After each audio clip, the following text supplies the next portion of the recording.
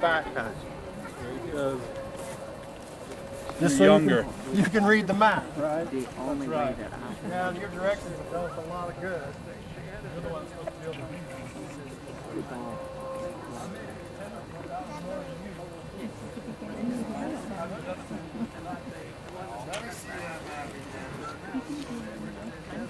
Okay. There's McIntosh. It ought to be on the left if I remember right, but I don't remember. It is. There's McCormick. That should be on the right. It is. So where are we? What's right there in the middle?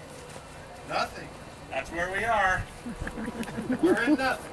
That's right. For a fellow with my potentialities, that's a perfect place to be. Don't worry about it. We'll hike out when the sun comes up. A fine couple of outdoorsmen we are. We come all the way over here from New York to see the Scottish Highlands, and the first night out we get lost. That's because you always insist on taking the high road. Once in a while, Thomas, you gotta take the low road. Want a drink? Oh, thanks. I thought you were going to cut down on that stuff. Nah, I lied. Besides that, it doesn't pay. You remember that girl I was dating last year? Oh, yeah. Well, every night she used to plead with me to quit. Every night. So finally I did. And you know what happened? We found we had nothing to talk about. We broke up. You know, there's something about this forest gives me the feeling of being in a cathedral. No. If we were in a cathedral, I would definitely know the way out. You don't believe in anything, do you? Sure I do. Like what? Well, anything that's real to me, anything that I can understand, you know, anything that I can see or touch and feel or smell or taste and swallow. What about the things you don't understand? I dismiss them. Well, that's convenient, isn't it? Comfortable is the word that I use. You know, I envy you, Jeff. Why? You seem so satisfied. Well, I am, aren't you? No, I'm not.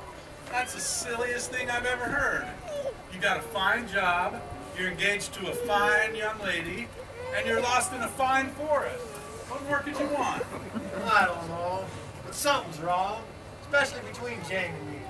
I mean, look how I keep postponing getting married. I just can't bring myself to that altar, can I?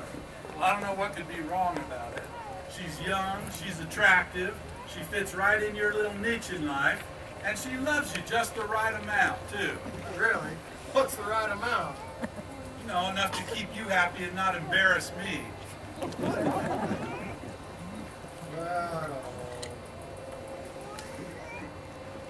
Something's sure wrong about it. Well, don't go talking yourself into an inferiority complex. You really don't deserve it.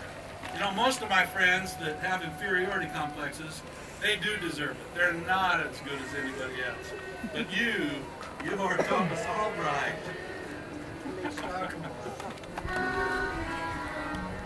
You hear something?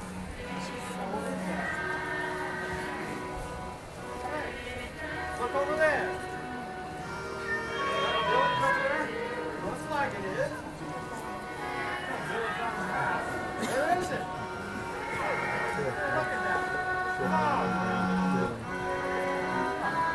No fog anywhere else in the valley. Come on, let's walk over there. It can't be very far. Maybe we can get some breakfast or something. Just wait till Google Earth hears about this. What you saying? Right.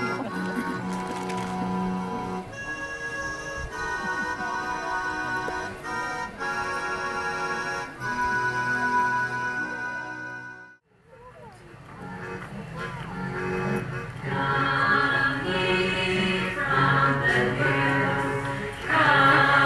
ye,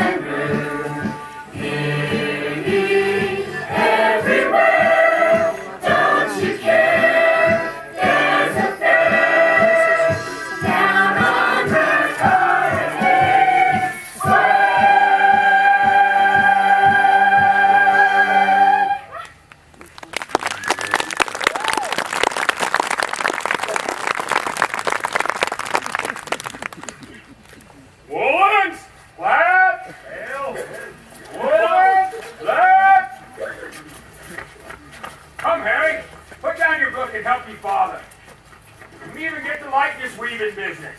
I'll never like to leave this business, Father, and you know it well. Oh, try, lad. Go tell Angus we need some eggs. We'll trade him enough wool for a pair of trousers for enough eggs for our supper tonight.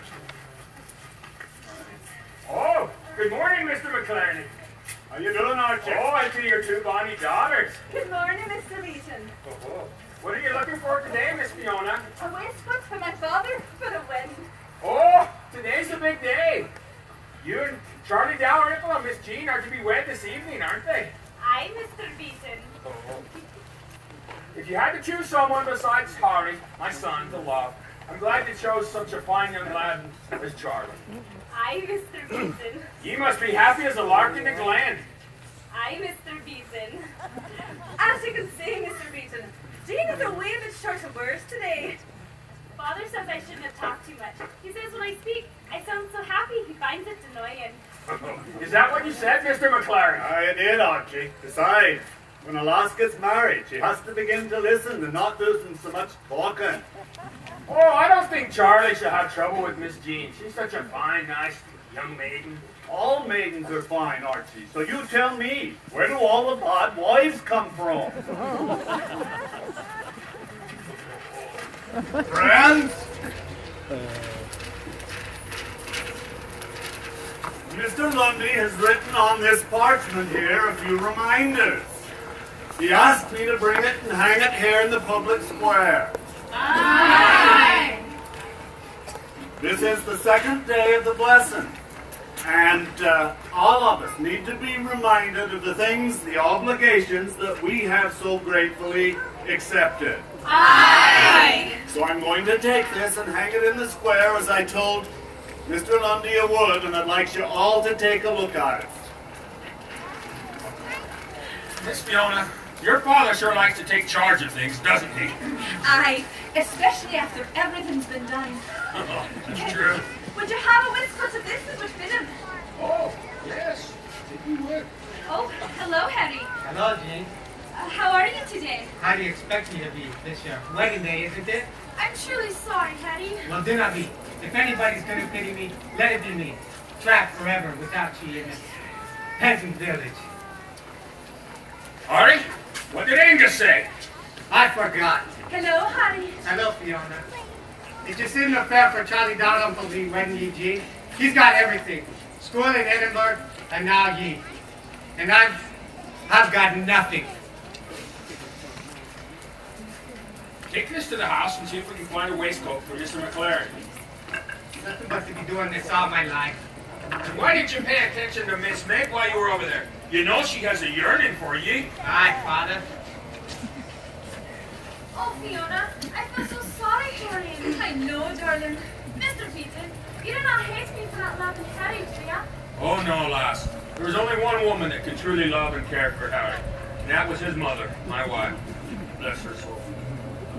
Come, Jean, you need to be spending the day with your father now. And Fiona, be certain to buy all that's needed for the wedding supper. I will, Father. Remember, just what's needed. My aim on this occasion is to be hospitable, but not philanthropic. Come, Jane. You'll send the waistcoat to the house, Mr. Beaton. Aye, Miss Fiona. Good morning, Fiona. Good morning, Meg. I'd like a cream, please. Oh, there you go. Thank you. Mr. McGuffey will be pleased. 'Tis the last buying. How wise that? Well, the lads are shopping. They look so handsome. I don't like asking them for money. But you'll never make a profit doing that. Oh no, my dearie, but I make a lot of friends. Is this for the wedding tonight? Aye. Fiona, when are you going to start thinking about marriage for yourself? Well, when I find someone who makes me think of it.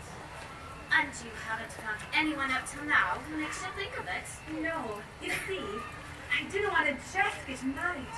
I think you and your lad should only do it when you want to stay together fiercely.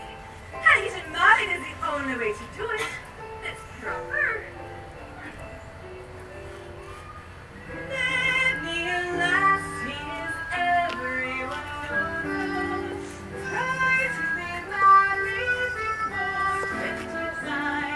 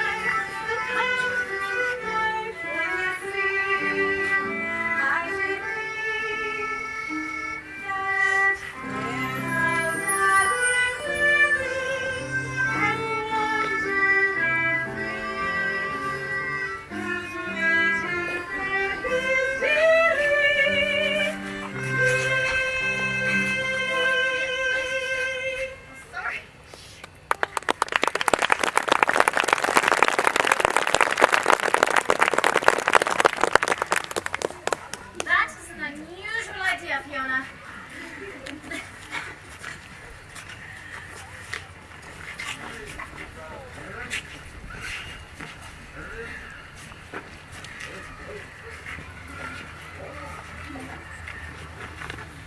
Hello? Can you tell us where we are? Aye, of course we can. You're in BRIGADOON. Brigadoon? Aye. That's funny, there's no Brigadoon on the map. Yeah, for a good sound reason, that is. You mean you know it's not on the map? Aye. That's a bit snobbish of you, don't you think? Hey, what are you all doing all dressed up? Is this the day you get your picture taken for the postcard? Oh, we're not all dressed up. You mean to tell me that you always go around in all these clothes? No. Well, come on, somebody tell us what's going on here. Why, we're having a band. Say, is that milk you're selling there? All right. Can I buy some? We've been walking all night and I'm really thirsty. I have to see your money first.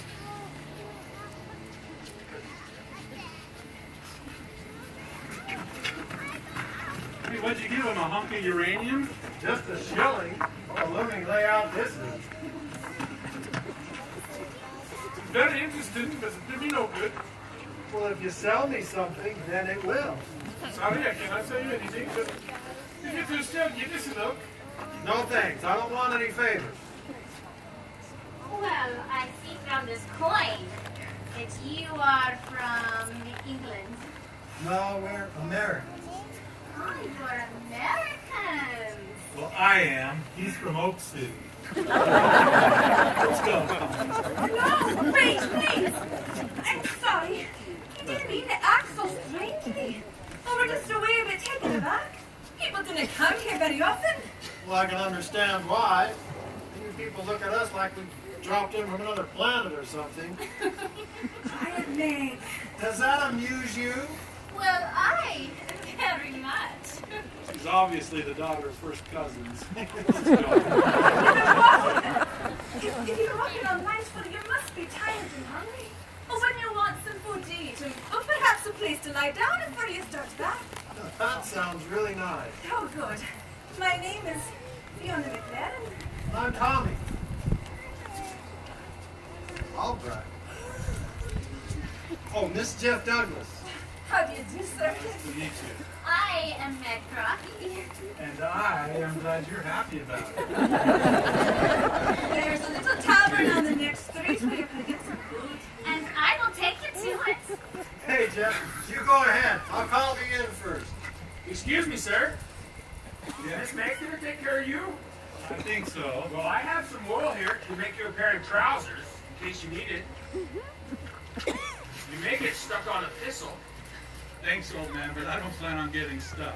Oh, laddie, you're already stuck. You just don't know it. Mr. Eaton. What a place. Hey, is there a phone around here? A phone? Yeah, a phone. I didn't think we have one. No phone. No, sir. What kind of strange place is this? We're not the one who's strange. You're the one who's strange, sir. Charlie, I got a bottle of claret here. Have a bit of good luck with me. Charlie! A married bridegroom himself! A bridegroom? Aye, it's Mary and my sister this evening. Oh. Charlie, I'd like for you to meet Mr. Tony Albright. He just happened in a wee while ago. Well, welcome to you, sir. Thanks, and welcome to you. Claret.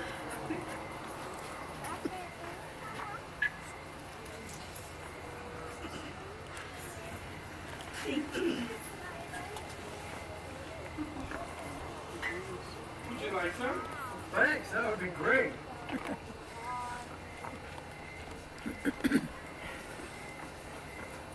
Well, I think I'll take this one to Mr. Forsythe. I only hope he knows how grateful I am to him for postponing the miracle for me. The what? And may God bless me this evening as much as I would if I were he and he were Charles Darwin. What did he say about postponing a miracle? Just take it down. I'll explain it to you sometime. Say, that's great. Can I have some more? That was a wedding gesture. From now it will be for sale only. First in New York.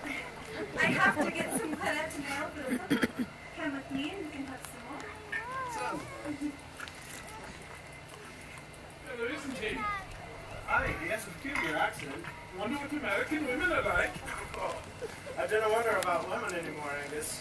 I'm not allowed to. that's all right. You have to forget about the lassies now, don't you? I used to be a rolling lad, life I have many lost I found, who would try to down. Oh! And one day I saw a maid, I let her have and I stayed and stayed, and now across the green, I'll go home with Bonnie Jean. Go home, go home, go home with Bonnie Jean. Go home, go home. I'll go home with Bonnie Jean. Hello to married men not known, soon have a wife and leave yours alone. Bonnie wife indeed, and she's all I ever need. Bonnie Jean, my days will fly, love her out to the day I die. Now across the green, I'll go home with Bonnie Jean. Go home, go home, go home with Bonnie Jean. Go home, go home. I'll go home with Bonnie Jean. Hey!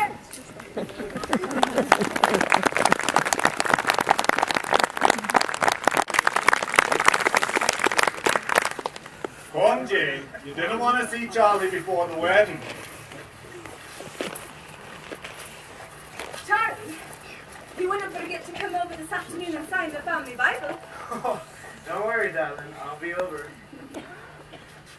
I hope, sir, you'll be able to stay for the wedding supper. No, I'm sorry. I won't be around that long. Oh, that's a pity. But Charlie, what we gonna do all day? Rest, dearie. Rest. He seems like a really nice kid. Aye, he is that. You know, it's refreshing to see a fellow so enthusiastic about getting married. What is it so unusual? Well, I think it is. I mean, look at me. I'm not bubbling over with enthusiasm like Charlie. I'm facing a minister next month. You're getting married? Yes. Oh. Oh, what? Oh, I'm just very surprised. You just didn't seem like the sort of lad that would want to settle down. I didn't say that. I just said I was getting married. Well, then why are you? Because the girl wants to. Well, is that reason enough? Well, I think it is. I don't know how it is here in your in the Highlands, but in my neighborhood, if you've been going with a girl for a while and she decides she wants to get married, you better do it and just agree and save yourself a lot of trouble. Oh, why? Because if you don't, she'll either torment you so that you marry her out of relief, or she'll be so sweet and nice about it that your conscience will make you do it anyway. Well, it certainly doesn't sound like you love her very much. It doesn't. And I must say, it's a very peculiar place you come from. Well, this isn't the usual hamlet off the highway either. I mean, what was that business about Charlie and the man that postponed a miracle? Oh, that. I'm sorry. I cannot say. But you said you'd tell me later. Well, I know, but I cannot say. Well, that's all right. You know, if I stick around this place long enough, I might just decide that everybody's a little bit nutty. Is that possible? I cannot say. Why not? Well, because I didn't know what nutty means. It means slightly insane. Well, I can assure you that we are far from insane. We're a most blessed group of people. And I hadn't realized how fortunate we are till I met someone from the outside. I mean, a stranger to Brigadoon. I didn't know anything about you. But from the little you said and everything you think, well, I think differently about. Well, what I think is much more pleasant. Now, I'm sorry I said all that, but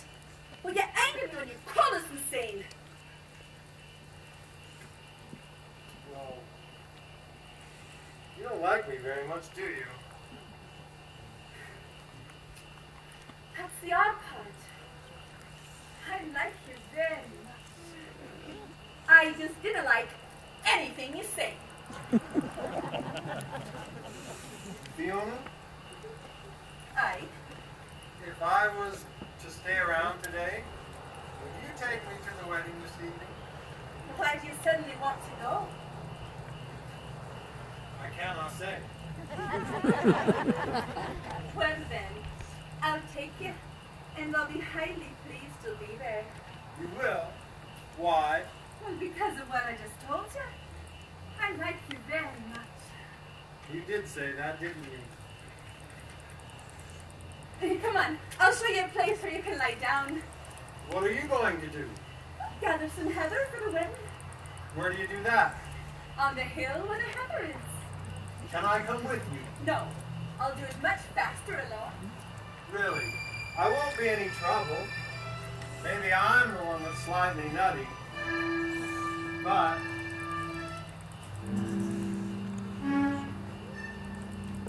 can't we two go walking together out beyond the valley of trees, out where there's the hillside of heather, catch you gently in the breeze. That's what I like to do. See the heather run with you. The mist of May is in the gloaming, and all the clouds are holding still. So take my hand and let's go roaming through the heather on the hill. The morning dew is blinking yonder.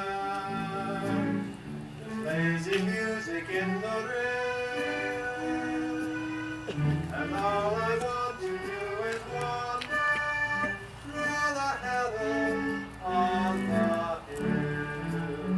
There may be other days as rich and rare.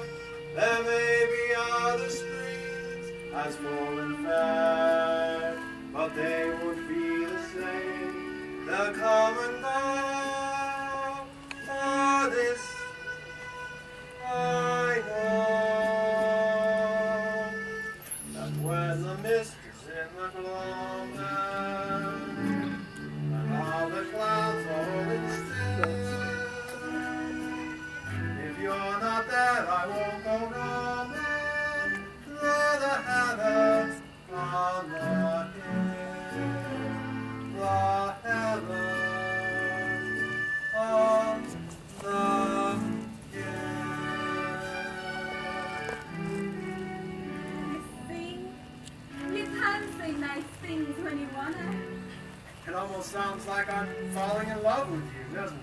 Oh, no, there's a big difference between falling in love and being sentimental because you're tired. Is that what I'm being? Sentimental because I'm tired. I believe so, but 'tis very agreeable.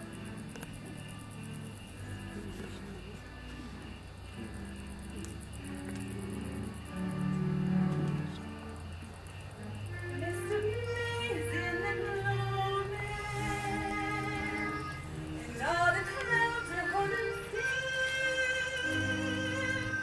So take my hand and let's go roaming through the heather on the hill.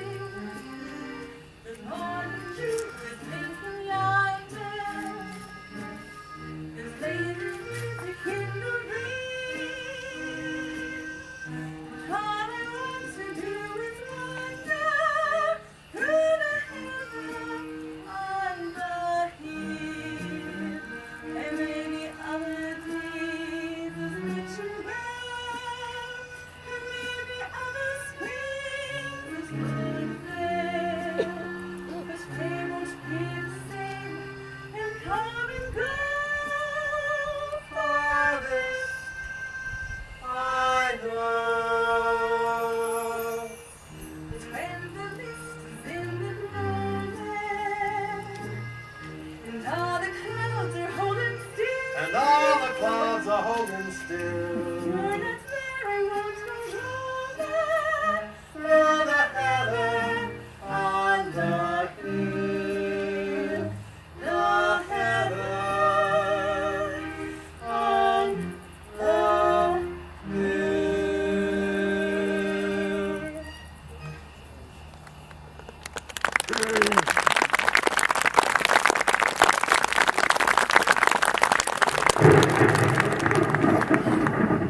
What was that?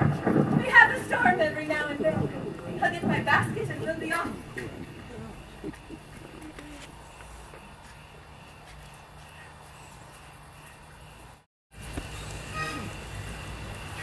Well, this is quite a picturesque view of the Glen. Why, thank ya. Why? Why, for liking where I brought ya. It makes me feel very, happy. You feel very happy very easily, don't you? You know, I haven't been in a shed like this since I was a little boy, and right now that feels like about 2,000 years ago. You mean, you're tired? Aye, lass. That's why you brought me up here, isn't it? So that I could rest? Well, I wouldn't think that a long walk would take such a young lad like you. A young lad? Well, you're very young. That's either a deliberate lie or wishful thinking. I am ancient, decrepit, and disintegrating rapidly. Aye. What is under this, a rock garden? Well, me father used to sleep on it. Well, that was his second mistake. Well, he and me mother met in the shed. Uh-huh. You see, me mother was a gypsy. Uh-huh. Well, one day she was walking past the shed. Uh-huh. And she saw me father asleep on the cot. Oh, and she liked his looks. Well, she was a wee bit tired anyhow. And so she took off her shoes and she sat in the rocking chair and she waited for him to wake up. It wasn't long after that that I was born. Well, that's a very sweet bedtime story. Are you sure you're comfortable? Quite.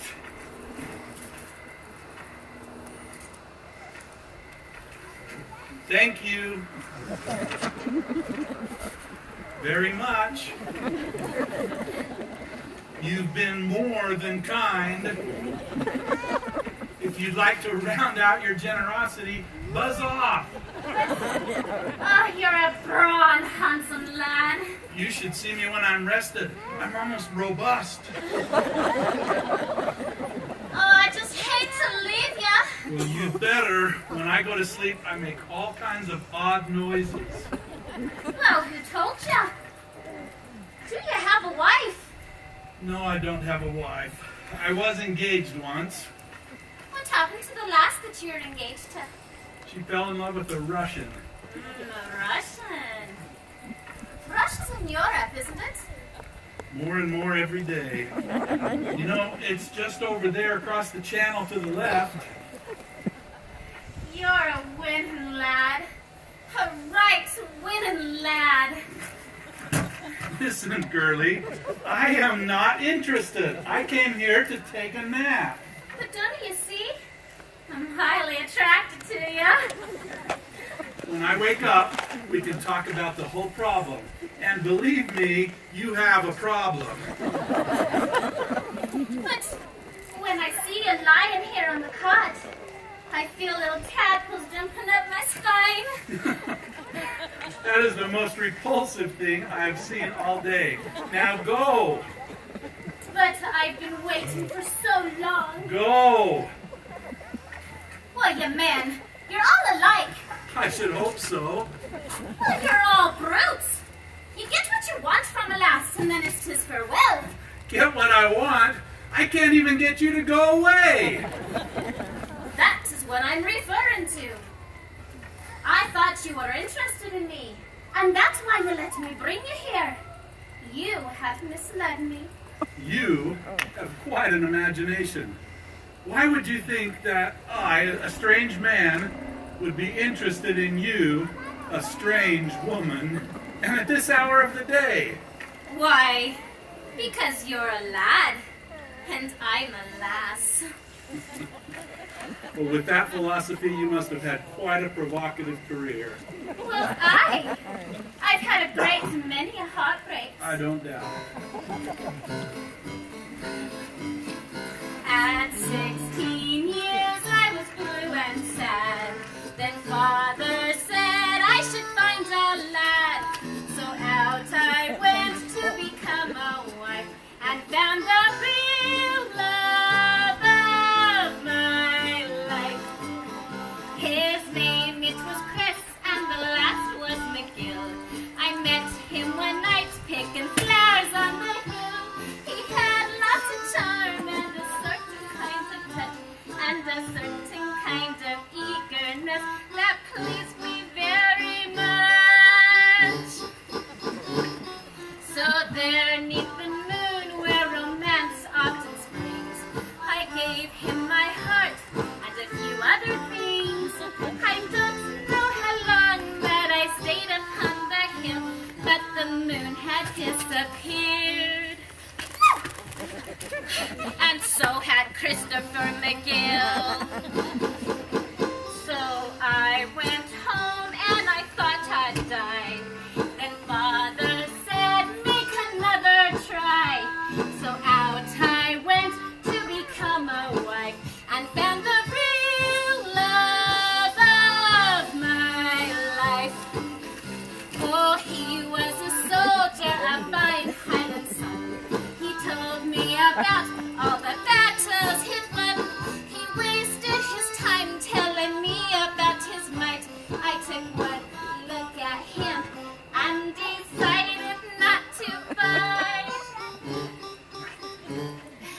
We skirmished for hours that night in the glen, and I found the sword had more might than the pen. But when I was roused, I swore to my dismay. And he thought it was a bugle and got up and marched away. Now Pa said, daughter, there must be one, someone who's true or too old to run. So I'm still looking to be a wife and find the real love of my life.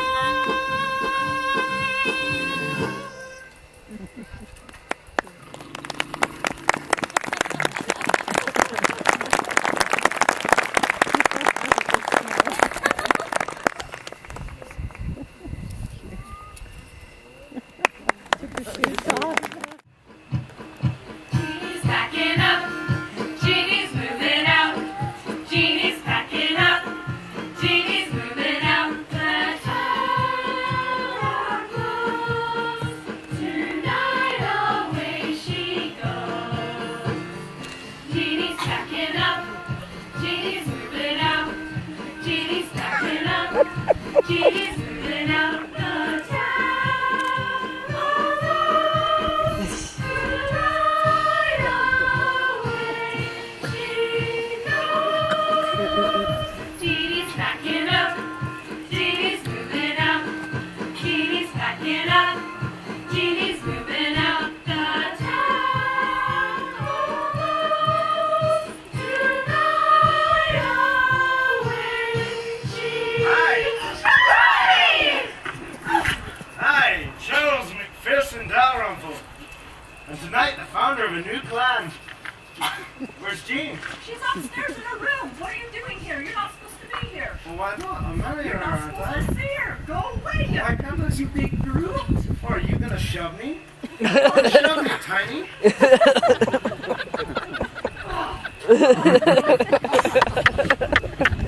Right, you did your laundry.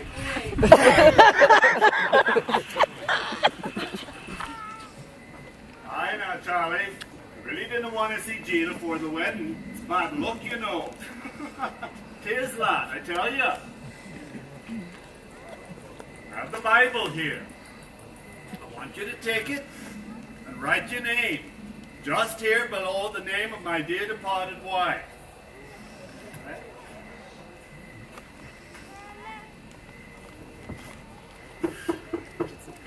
Come in.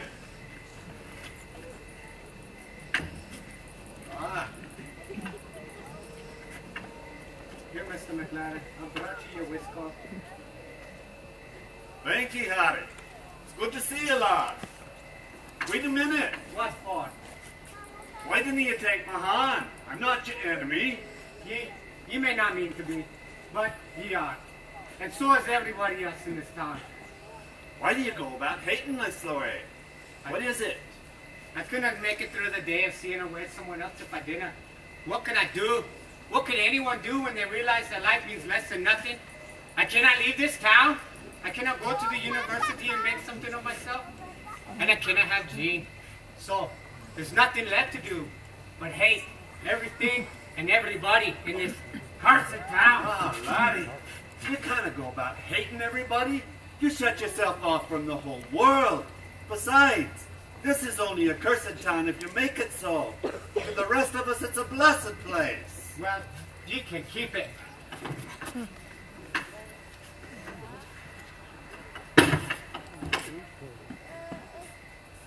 Hold on. Who was that? My whiskey come. Oh, right. Jean? Charlie, please go away. Charlie, you're not a bear. You'll spoil her, lad.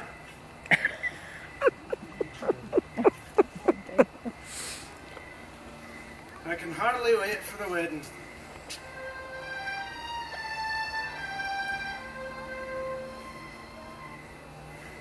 Because they told me I can't behold ye till wedding music starts playing. To ease my longing, there's nothing wrong in me standing out here and saying, oh, come to me, bend to me, kiss me good day, darling, my darling, 'tis all I can say. Oh, come to me, bend to me, kiss me good day. Give me your lips and don't take them away. Charlie, please go away.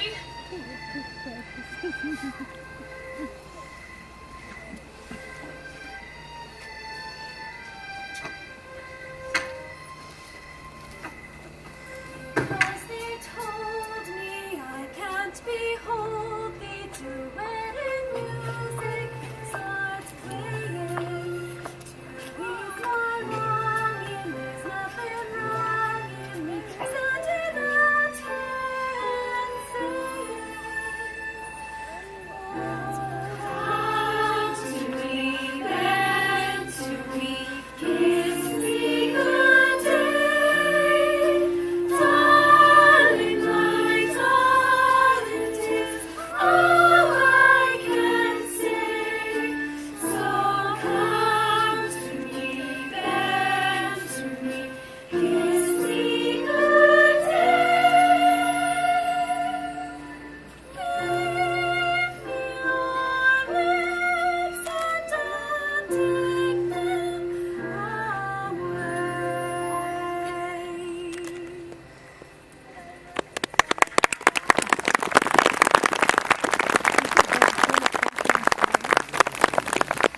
Come on, girls, we've got more packing up to do.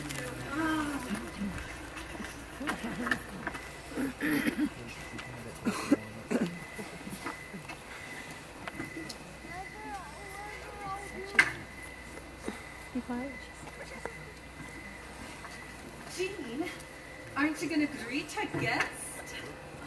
Greetings. Greetings to you. Fiona, where have you been?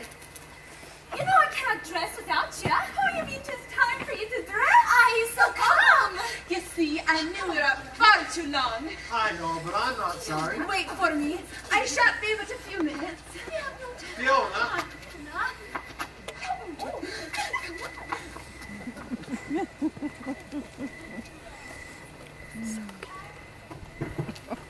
Good morning, laddie. Well, hi, where have you been? place they gave you. Isn't it? You should see the apartment they put me in, complete with a built-in lassie. Really? Well, come on in.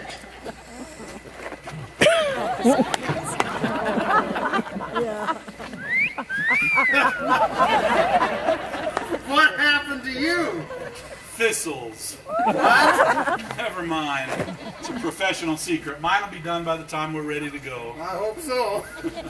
By the way, forget all that stuff you've heard about Scottish frugality. Yeah? Their generosity can be pretty overwhelming. Tell me. How do you feel, Jeff? Surprisingly well. How about you? I have never felt better in my life. You too, huh?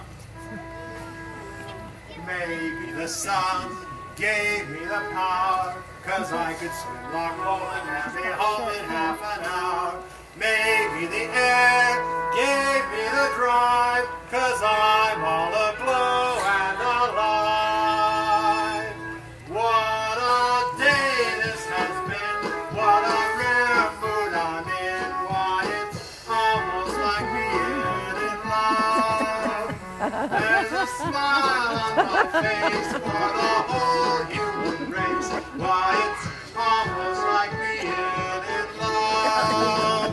All the music of life seems to be like a bell that is ringing for me. And from the way that I feel when that bell starts to peal, I could swear I was falling. I would swear I was falling. It's almost like being in love. When we walk up the brae, What a word did we say? It was almost like being in love. With your light in mine, may the world find a find you. Almost like being in love. All the music of life seems to be like a bell that is ringing for me.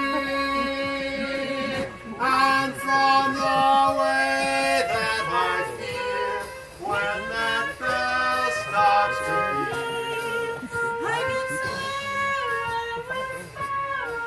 I would swear I was falling. It's almost like being in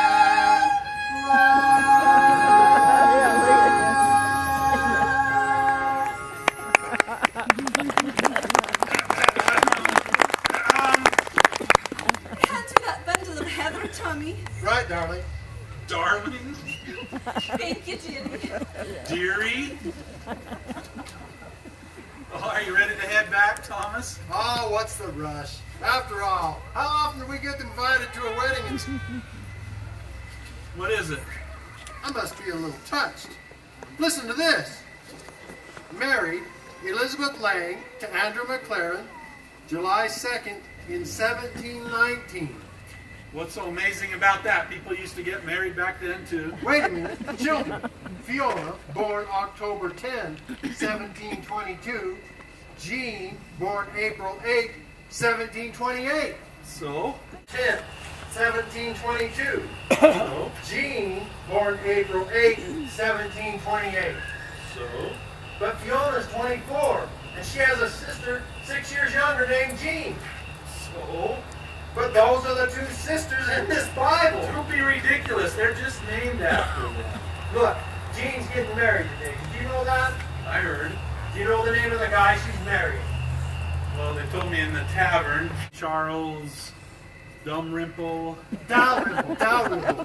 Get this. Married, Jean McLaren to Charles McPherson Dalrymple, July 24th, 1746. Now what do you say? Congratulations. Look, think about it. There's no Brigadoon on the map. There's no phones in the whole town. Thanks to Mr. Somebody about postponing a miracle. and some other things that happened when I was out with Fiona today. Hey, you know that hyperactive girl I was with had never even heard of Cabela's. I just don't understand it. I'm beginning to feel like a fool. Thomas, if these people want to disregard 200 years of human history, let them. But I've just had the most wonderful day of my life. And now I run into something like this. I really don't understand it. Well, I understand it. It just means that batty people relax you. She isn't batty. She can't be. Fiona! You know, there's got to be a logical explanation. One even logical enough for you. She doesn't need to explain anything to me. I don't care. Fiona! What is it, Tommy? Come here. Yes, Is this your name in this Bible? Hi, it is. And what do you ask? Oh. Seems like someone has loused up your books, ma'am. Look, is there an explanation or isn't there? Aye, there is, but I cannot tell you. Well, is there someone who can? I would really like to know. You have to speak with the Dominique. The who? Well, our schoolmaster, Mr. Lundy. Where does he live? Down the road, maybe? Up in a tree? Oh! He doesn't live in a tree, Mr. Douglas. Oh, Mr. Lundy is a great man. All right, Tommy, I'll take you to him, but I hadn't wanted to. Oh, I wanted to spend this day together. Well, what difference does it make? It's going to be so hard to believe what you're here. Well, you're going to think there's something wrong with us. You're going to think we're nutty and, well, you'll leave. I just know it. Maybe I will, and maybe I won't. Come on, Jeff, let's go. Is this an informal meeting, or shall I wear my three-cornered hat? Come on!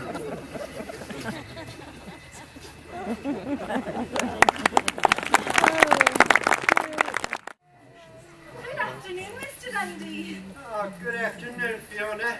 What a pleasant surprise. Mr. Lundy, I'd like for you to meet Mr. Tommy Albright and Mr. Jeff Douglas. Good afternoon, gentlemen. Good day, sir. Nice to meet you. Mr. Lundy, I was wondering if you'd be so good enough as to tell these gentlemen about BRIGADOON. They've seen and heard a great deal, and, well, they're very perplexed indeed. Perplexed is right. I'd very much like them to know.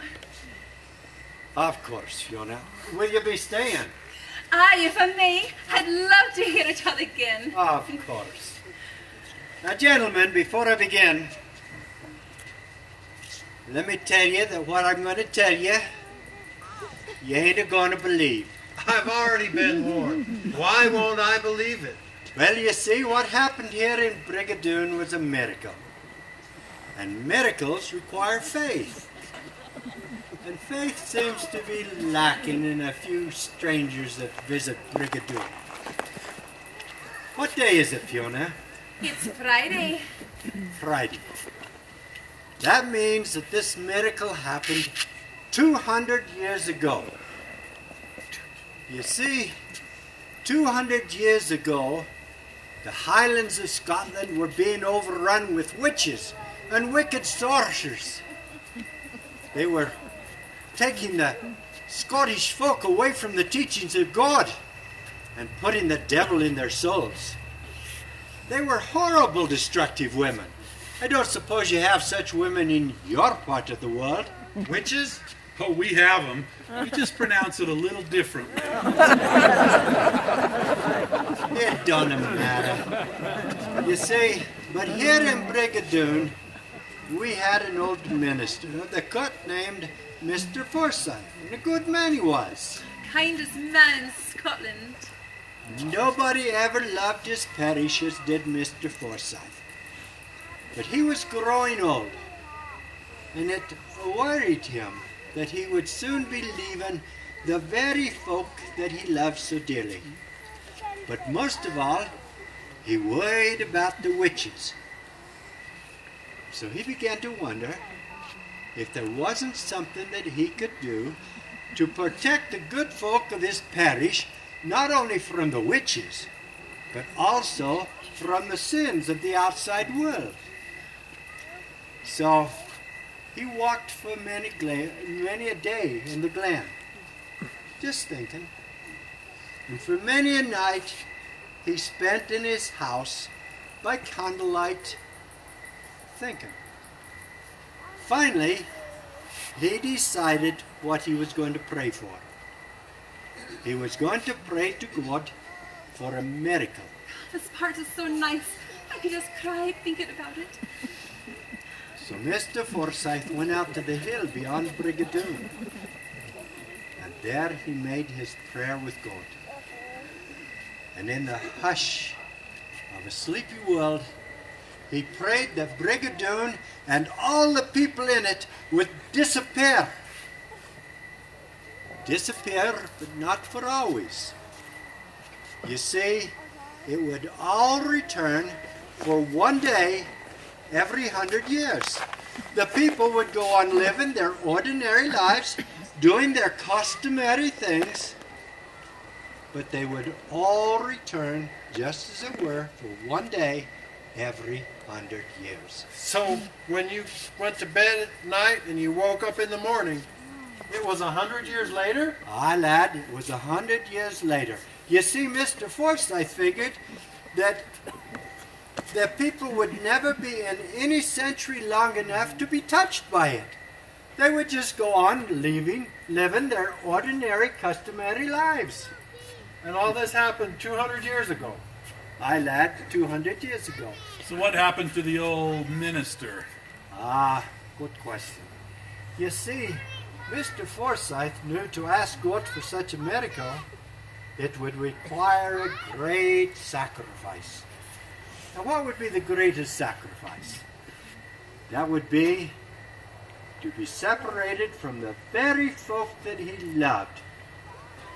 But you know, he had intended to ask God for the miracle on Tuesday.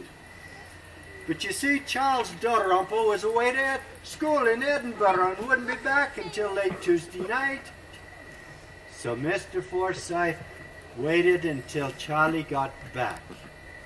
And on a Wednesday night, just after midnight, is when he made his prayer to God. Now, but what if somebody in the town gets fed up with it and wants to leave? Can he? Ah, he canna. Are you telling me I can't leave here? No, lad. But according to the Mr. Forsyth's contract with God, if anyone of Brigadoon lives, then the enchantment is broken for all. And that night, when the people go to sleep, when they awake the next morning, it will be not 100 years later. It will be disappeared forever. Now look, I'm not saying I believe all this, but suppose a stranger, like me, comes to Brigadoon and decides he would like to stay. Ah, he gonna stay. He gonna stay. You see, Mr. Forsyth provided for that. Well, he didn't miss a trick, did he? Nah, lad, he didn't. You see, if someone loves someone in Brigadoon, now, not just Brigadoon, mind you, but someone in Brigadoon enough to want to give up everything and stay with that one person, then he gonna stay. You see, when you love someone deeply enough, anything is possible. I think I like that part the best. Fiona, shouldn't you be changing for the wedding? I had. Oh, Tommy, will I see you later? Yes, I'll be here. Oh, thank goodness, thank you. You know, I think I want to stick around and see if this place evaporates like they say. Thank you, Mr. Lundy. Ah, you're welcome, Fiona. She's a good lass. I'm beginning to see that. Tell me, Mr. Lundy, are you all happy here in your little village? Aye, lad, you see, sunshine can peep through a small hole. But at night, when you go to sleep, what's it like? Well, for me, it's like being carried off in the shadowy arms to some far-off cloud. And there I float till morning. But sometimes I think I hear a small voice. Voices? Aye. They say no words I can remember, but they are fearful longing voices. I often ponder it when I'm awake. They must be voices from the outside world. You know, there must be lots of folk out there that would love a brigadoon. Ah! It's the wedding time! You may go see.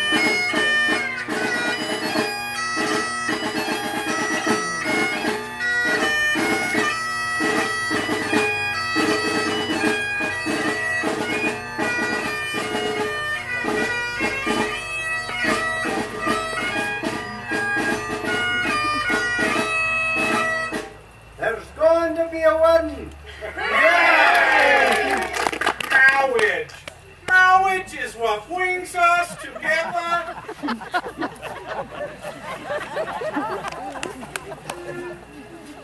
We have no minister here in Brigadoon.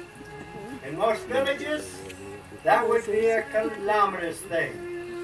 But here in Brigadoon, we know it to be a blessing. You see, when two people love one another, it is perfectly proper, according to the laws of Scotland, for two people to be wed by mutual consent.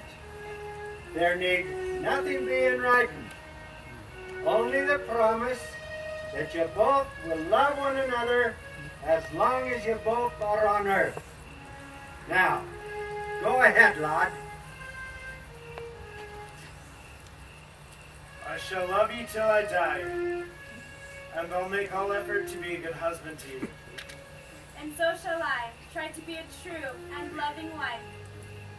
Mr. Forsyth would have loved to be here. But if you both promise to love and cherish each other for as long as you both shall live, you can't help but live in the grace of God. Now, are we married now, Mr. Lundy? Of course you're married. Now, go ahead and kiss her.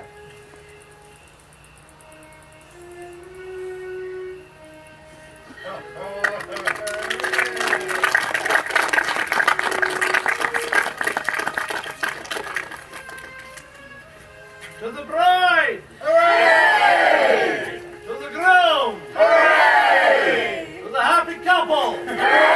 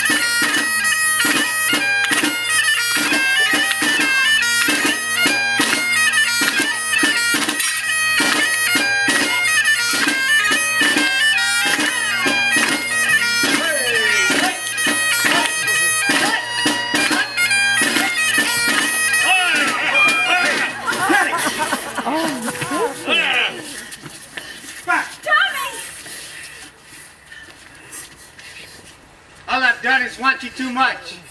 I'm leaving Brigadoon. No. It's just the end of all of us. No. The miracle is over. Stop it, Steve. Come on, Harold. Come on. Come on, Jeff. We gotta stop it. All right, come back. No, we gotta stop it.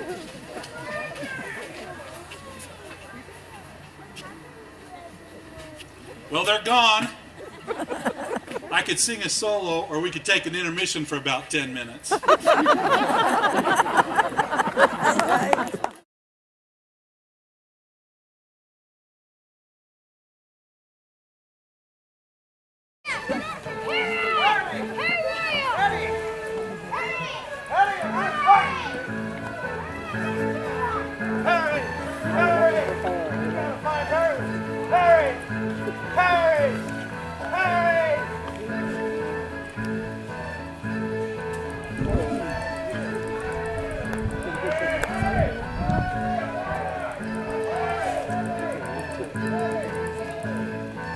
Hey, Harry!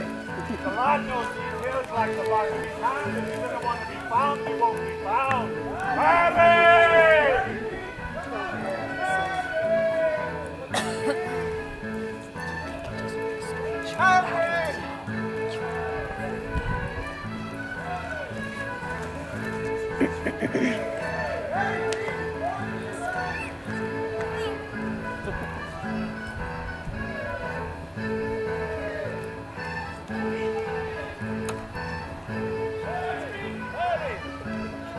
Harry, come back! Harry! Harry!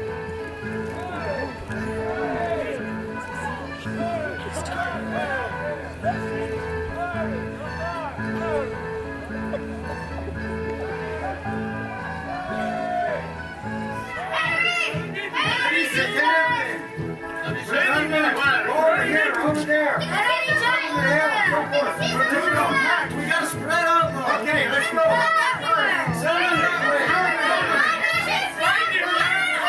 For tomorrow and never, never come.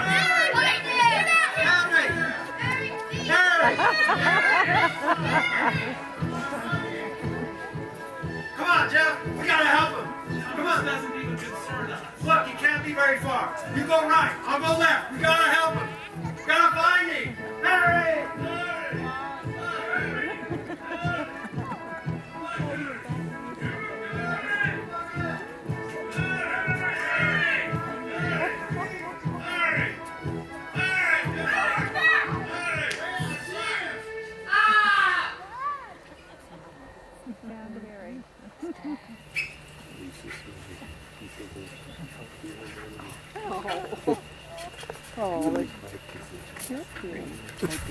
Call the doctor. I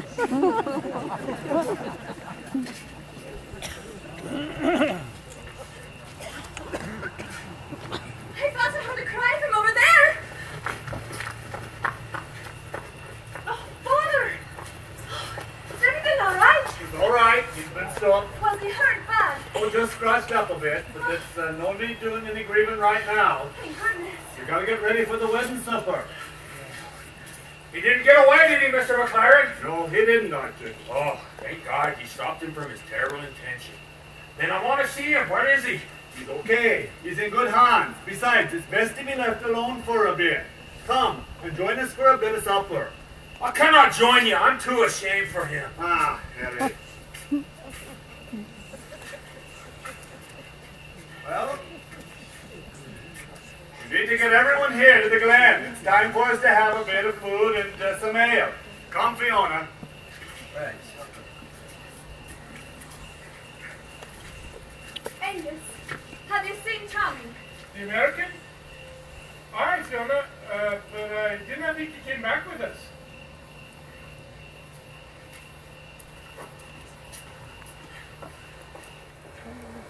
Fiona! Oh, Tommy! Oh, thank goodness. I thought you'd gone. No, I couldn't leave. And you're all right. Of course I'm all right. Oh, thank goodness. I'd have died if anything had happened to you. I love you so. But how can you be sure in just one day? I didn't know. It's just one of Laswell's in or out of love. Well, she knows it right away. Oh, I wish I could be so certain about my feelings. Why? Because it's as if I'm hearing my own secret being told. You mean, you think you're in love with me? Oh, what good does thinking do? If I thought about it, it wouldn't make any more sense than the miracle in all of this. What I feel is something different. Well, what do you feel then, Tommy? This is hard to say, but as I wandered through the league, I felt for just a fleeting moment that I suddenly was free of being lonely. Then I closed my eyes and saw the very reason why. I saw a man with his head bowed low, his heart had no place to go. I looked and I thought as I watched him go by, there but for you go I saw a man walking by the sea, alone with the tide was he. I looked and I thought as I watched him go by, there but for you go I. Lonely men around me, trying not to cry, till the day you found me, where among them was I saw a man who had never known a love that was all his own. I thought as I thanked all the stars in the sky, there but for you go I do love you, Fiona. That's all there is to it. Tommy! Oh, I've been wanting to hear you say it. Not even if it be the last minute like this. The last minute, Well, just soon the end of our day. and then you vanish? Aye. But Fiona, I can't leave you now. Not now. Didn't Mr. Lundy say that if someone loved someone enough that he could stay? Aye. Well, that's for me. Where do I go? Who do I talk to? Where do I get a passport to disappear? Oh, Tommy, Tommy! We better go see Mr. Lundy. I never want to be without you again, Fiona. I saw a man who had never known a love that was all his own. I thought as I thanked all the stars in the sky, there but for you go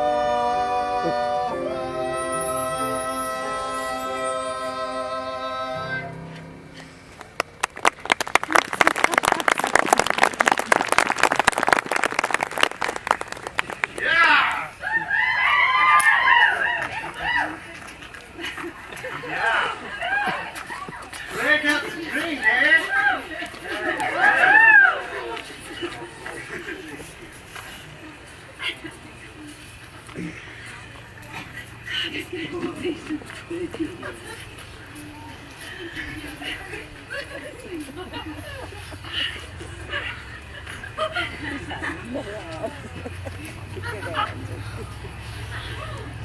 Friends, I want to welcome you to the wedding supper. Now, have a nice time. That's my intention for you. Right. Howdy, everybody. I think we need some music. Yeah, music. Will you give us some Oh, it's music? Meg. Us, Meg. Meg.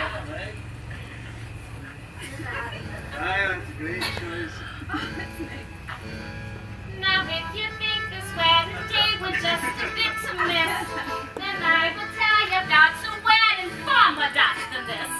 The lad involved turned out to be no other than me pa, and by the strangest bit of luck, the woman was me mom.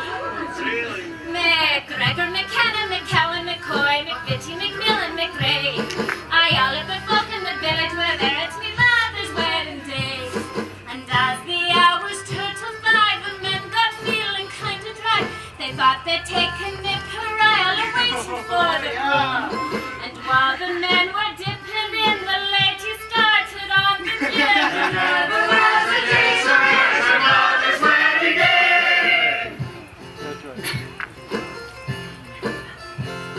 Then all of a sudden the liquor was gone, the gin and the whiskey and all. And all of a sudden the wedding affair had become a brawny brawl. And suddenly my father came, his eyes were red, his mouth aflame. He didn't even know his name, he was drunkest of them all. The people were lying all over the room and looking as if they were dead. Then mother uncovered the minister quick and she told him go ahead. So Pa knelt down on Bill McRae and Ma knelt down on Jack McVeigh. The preacher stood on John McKay and that's how my ma was wed. It was a sight beyond compare. I ought to know, for I was there. There was a day so rare for mother's wedding day.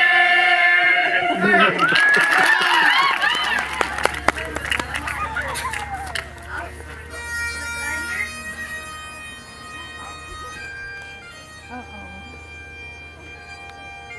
He looks terrible. Is that it, Bert?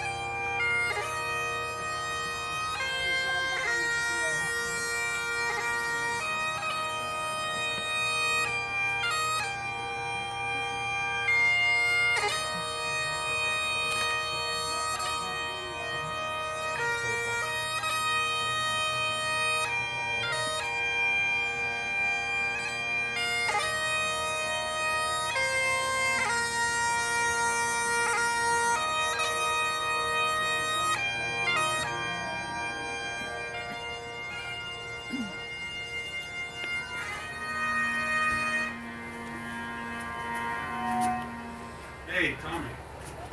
Jeff, buddy, I am not going back with you. Just for the record, what in the world are you talking about? I'm going to stay here. You are pulling me bonny leg, aren't you? No, I have never been more serious in my life. I tell you, in one day I believe more in her and all of this than I ever believed and felt a part of Jane and everybody and everything back home. Thomas, don't you realize that's because it's been just one day?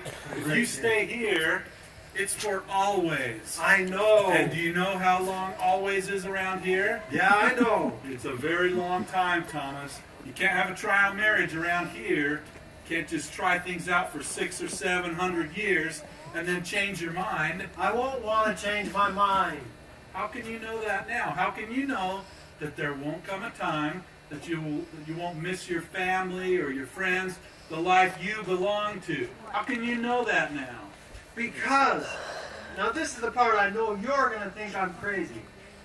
Because I believe in her. And I believe in all of this. Thomas, you do not. You just think you do. This Highland voodoo town doesn't make any more sense to you than it does to me. So how can you believe in something that you don't even understand? You know what? When we get back home in a few weeks, even in a few days, you're going to forget all of this and you won't feel a thing. That's how a dream is. What do you mean a dream? A dream. That's what this is, Thomas. Right now, you're really not moved by it. You just think you are. How do you know? Because I know. Did you see that funeral that just passed here? Of course I did. Well, I'm responsible for it. What do you mean? Harry Beaton. I killed him. You what? I killed him. It was an accident, of course, but I killed him out in the forest tonight. I was in the bushes, and he came running past. I didn't even think. I stuck out my foot, and he tripped over it. Next thing I knew, his head hit a rock, and he was dead, Thomas. Jeff, I feel so sorry for you. Why? You've got to feel half dead inside. That's just it. I don't feel a thing. You don't feel anything? Nothing except like going home. But why don't you feel anything?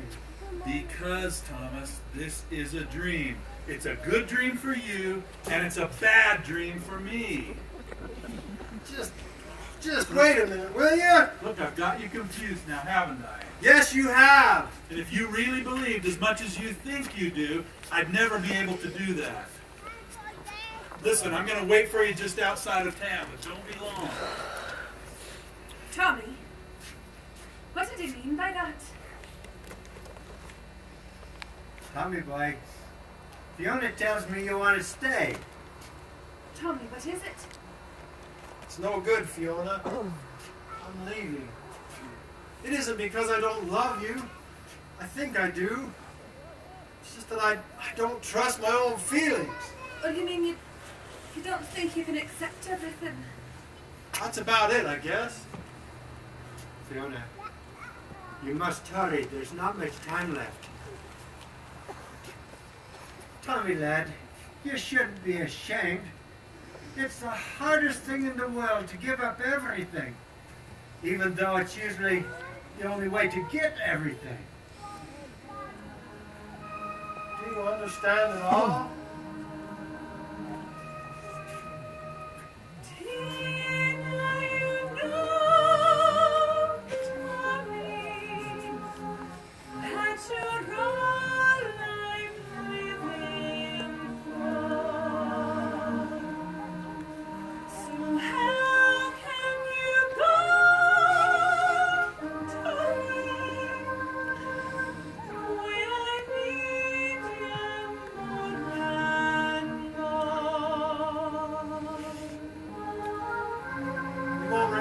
That way, Fiona, and neither will I. You and the wind will blow till my life is through, for you're part of me from this day on, and so it's you I'll be dreaming of, for you're all I'll see from this day on. These hurrying hours were all the life we could share. Still I will go with not a tear, just a prayer that when we are far apart, you'll find something from your heart has gone with me from this day.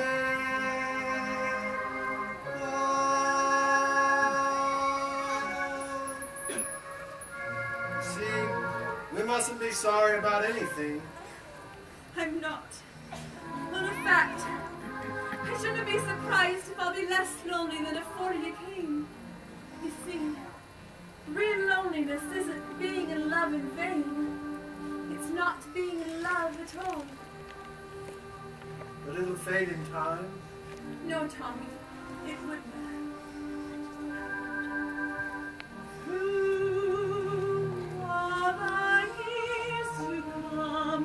And through all the tears to come, I know I'll be yours from this day on.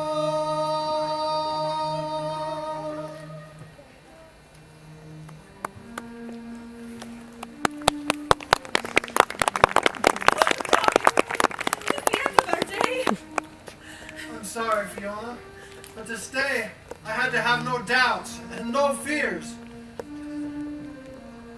Goodbye. Goodbye, Tommy.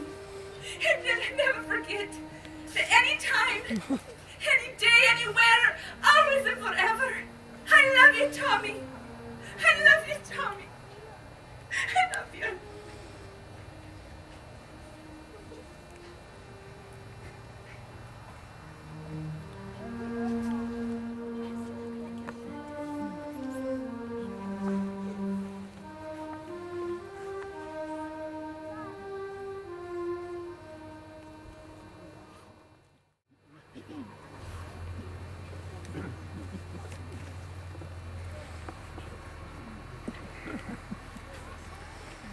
Trixie, what is in this? Paregoric?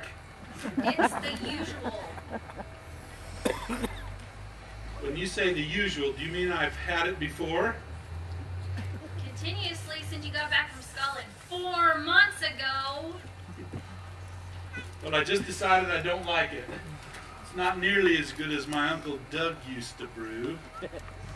Pass me those pretzels, will you? So, what do you have with the pretzels?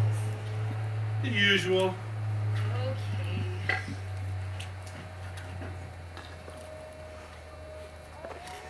Hey, what time is it? My watch seems to have stopped. It's about 6:10. Well, why don't you pour me another one of these, and I'll get on my way. You know, I like to drink portal to portal. Just about time for Miss Ashton to call. Who? Jane Ashton, Mr. Albright's fiancée. Don't tell me you don't remember her. Okay, I won't. What about her? Well, just about the same day she either calls, comes in, or both looking for Mr. Albright. She does, huh? And from what I gather, she can't find him. Well, thanks for the warning. I'm going to drink up here and get on my way. Don't you like Miss Ashton, sir? Well, I like her just fine, just not when she's stalking Mr. Albright. You know, Trixie, you scratch the surface of any woman, and she'll enjoy it. But where is Mr. Albright? I don't know. About a month ago, he quit his job, gathered up all his parcels, and vanished like Brigadoon. Like who? Never mind. It was my little brother that ran away. Hey! Thomas! Trixie, look who's back! Hey, Thomas, Trixie. Hello, Mr. Albright. Nice Where, to see you. where have you been? Oh, up on a farm in New Hampshire. A farm? You? With all that dirty dirt and stuff? Oh, yeah. What have you been doing up there? Enjoying myself. A Ryan soda, please. Well, you know, if you enjoy farming so much, when you get married, why don't you buy one? That's just it. I don't know if I want to get married, Jeff. Why? Because, laddie, I'm in love with someone else, and I cannot get over it. I thought we were past this, Thomas. And because I can't be with her, I can't be with anybody else.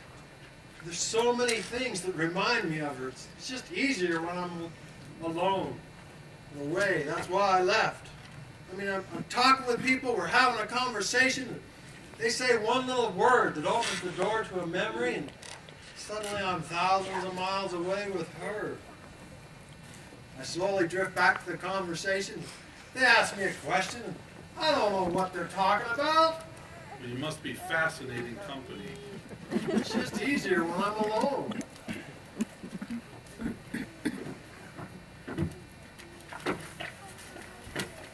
Thomas! What a wonderful surprise. Jane, Hello, Janie. When did you get back? Hello, Jeff. just a little while ago. How you been, Janie? I've been worried half to death about you. I'm fine, thanks. How are you? Let me take a look at you. Got just a bit of cirrhosis. If I can get that liver transplant. I must say, you do look wonderful. You too, Jane. Listen, I hate to eat and run, but I think I'm going to finish this in my room. I'll see you later, Jeff. Oh, hello. Goodbye. Trixie, put this on my bill. Your bill, sir, is awfully high. So am I, Trixie. Tommy, why did you write to me? Nothing to say, I guess. Would you like a drink? I'd like my usual, please. Trixie? And why didn't you wire me the moment you were coming in? After all, darling, I thought the moment you got into town, you would have called me. Or come to me. In fact, why?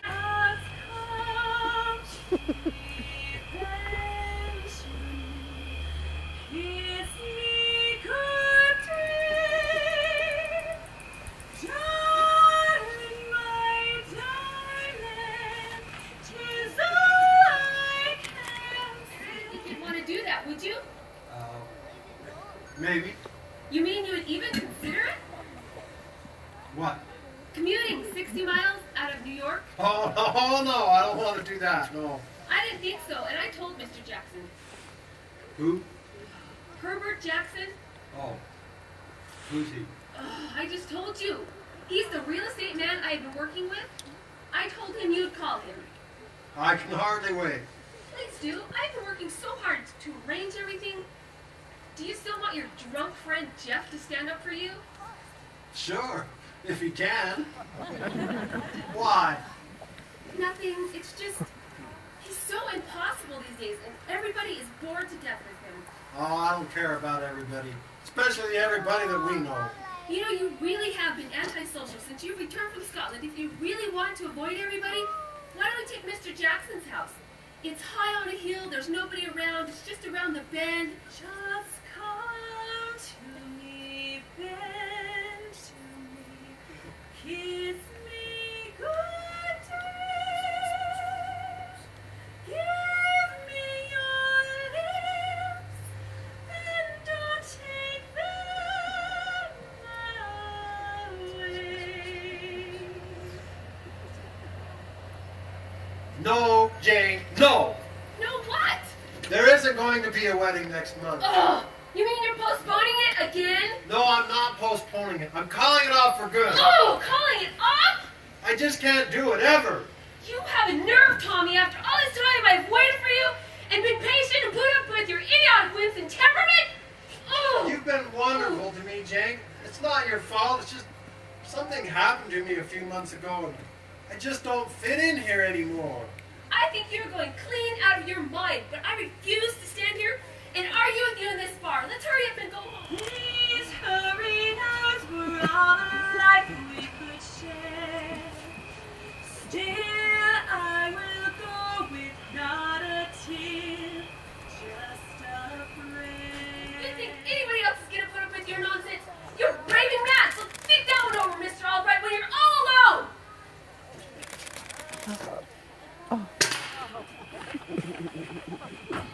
You know, I think that real loneliness isn't being in love in vain.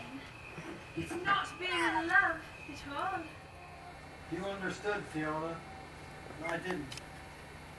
You were right. It never faded. When the mist seems longer, and all the clouds are holding still, And all the clouds are holding still.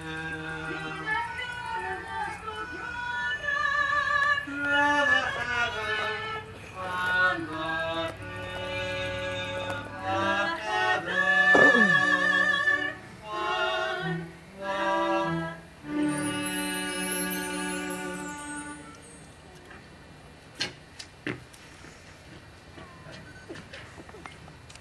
Room 732, please. Hey, Jeff! Jeff! Are you sober? Jeff! Look! Hey, I want to go back to Scotland. I said I want to go back to Scotland. I know it doesn't make any sense. You want to come with me? We'll get the plane reservations right away. I know it isn't there. I just want to go see where it was. Come on, I said I want to go back. Do you hear me? I want to go back! I think this looks familiar. You know what this reminds me of? What? Scotch on the rocks.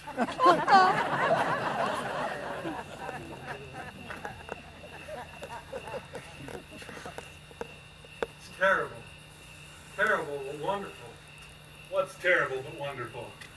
To think that somewhere out there is someone I want to be with so much, and yet I'll never see her again.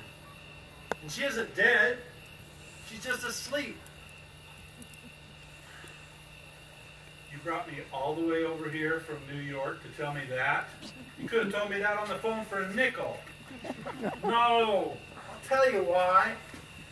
It's because she became so real to me.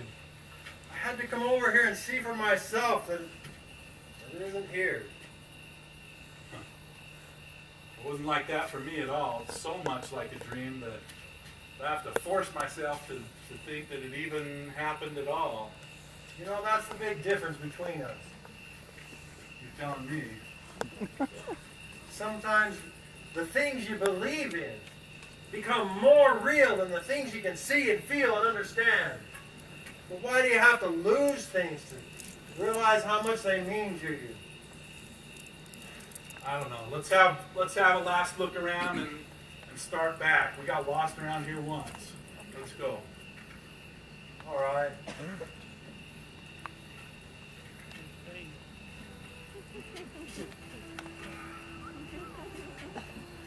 Tommy, lad. Tommy. You must really love her. Come on. I told you, if you love someone deeply enough, anything is possible. Fiona! Tommy!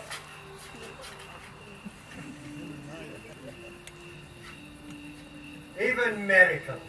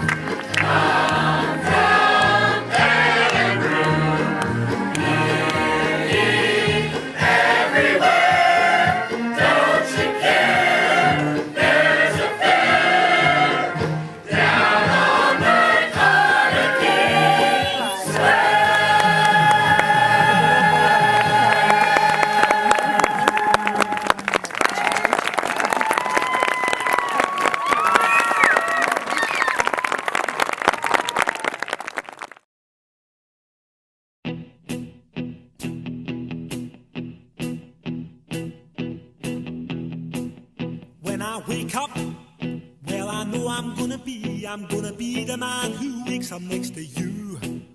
When I go out, yeah, I know I'm gonna be the man who goes along with you. If I get drunk, well, I know I'm gonna be the man who gets drunk next to you.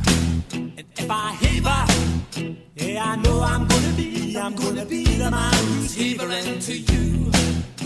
But I would walk 500 miles and I would walk 500 more just to be the man who walked 1,000 miles to fall down at your door. When I'm working, yes, I know I'm gonna be the man who's working hard for you.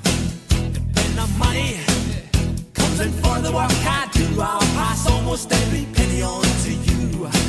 When I come home, oh, I know I'm gonna be the man who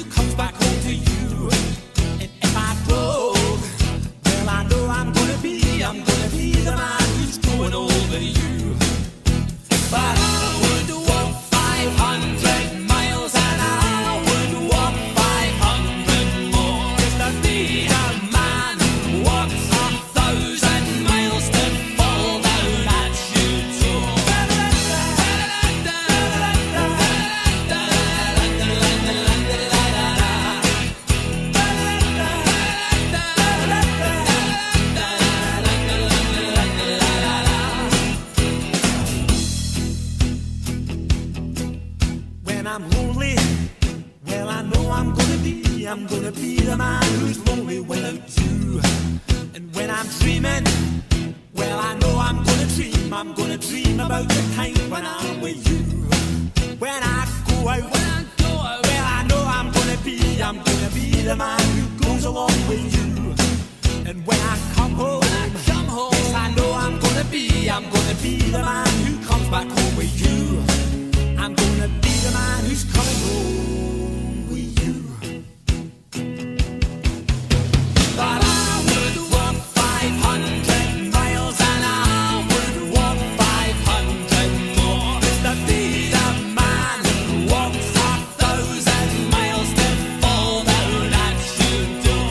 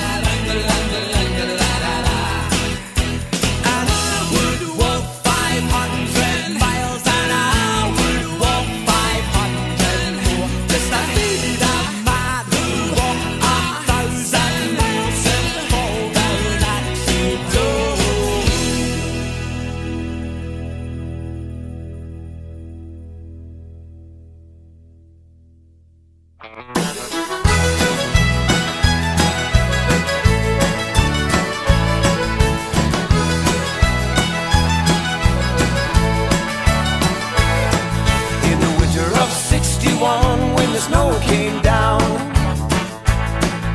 the worst in 40 years, so they gathered their friends around.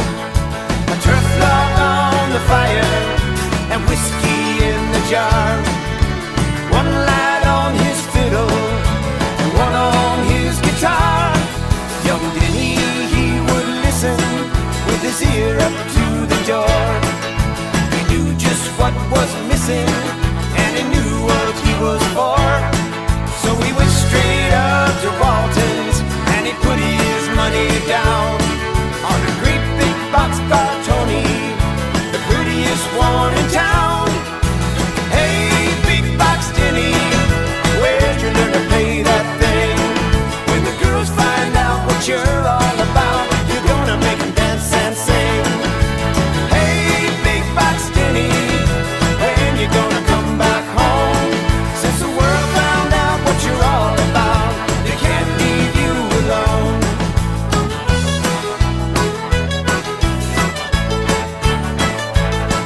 So Denny went off to see the world and he played for kings and queens.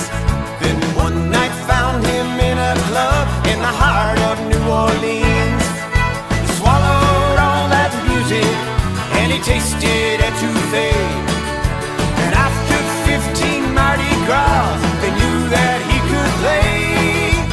Hey, big box Denny, where'd you learn to play that thing? When the girls find out what you're all about, you're gonna make them dance and sing. Hey, big box Denny, when you gonna come back home? Since the world found out what you're all about, they can't leave you alone. Yep.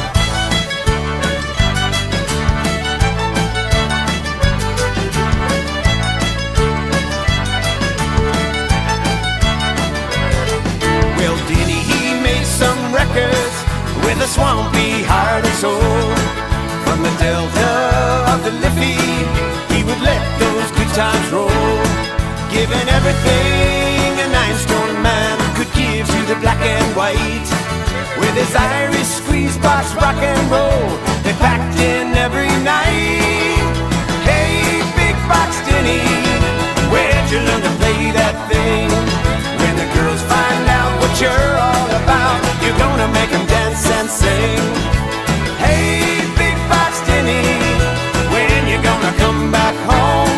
Since the world found out what you're all about, they can't leave you alone. Hey, big box Denny.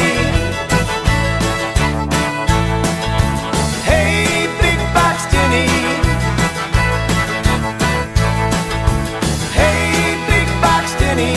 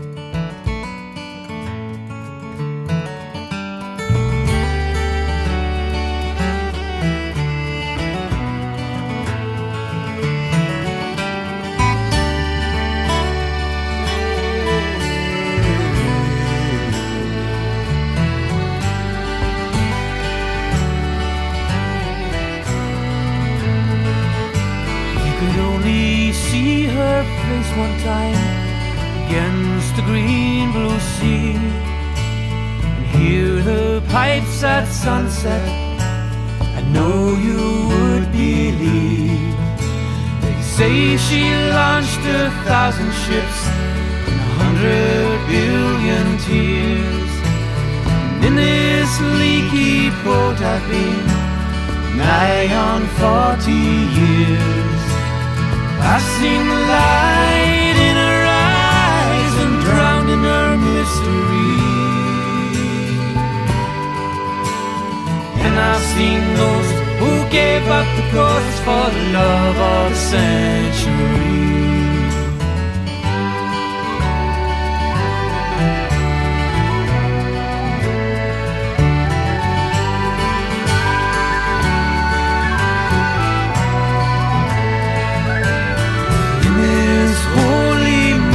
Light that shines on every man who had a heart to give away to reach the promised land.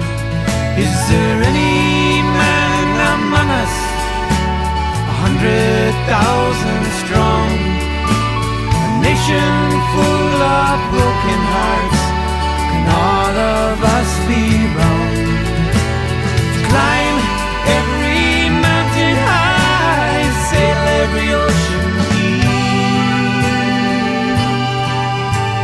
spend a life roving, never beholding the love of the century.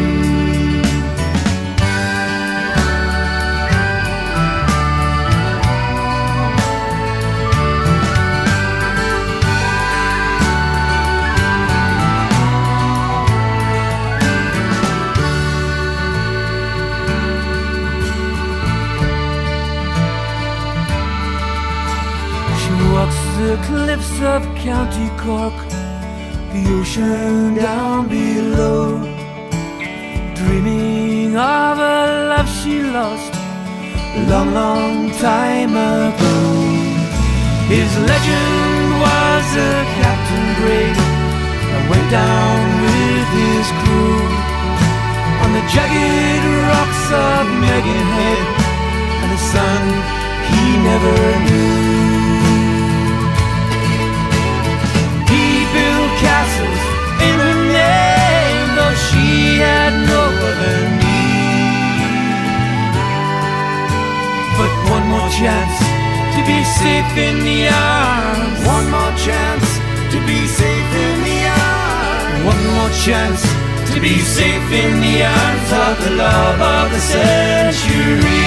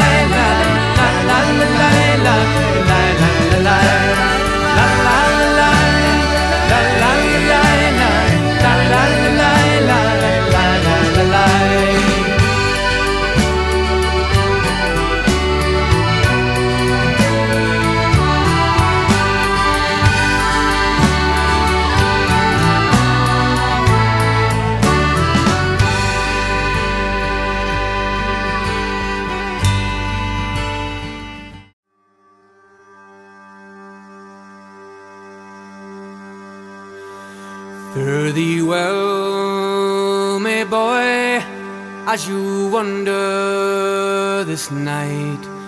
Be not feared in the darkness, my heart is your light. As you go, brave men of Erin, faith and love by your side. I will dream of your peace in the night. Please don't cry, my mother, as you sit by the hearth. I will dance your memories with joy in my heart.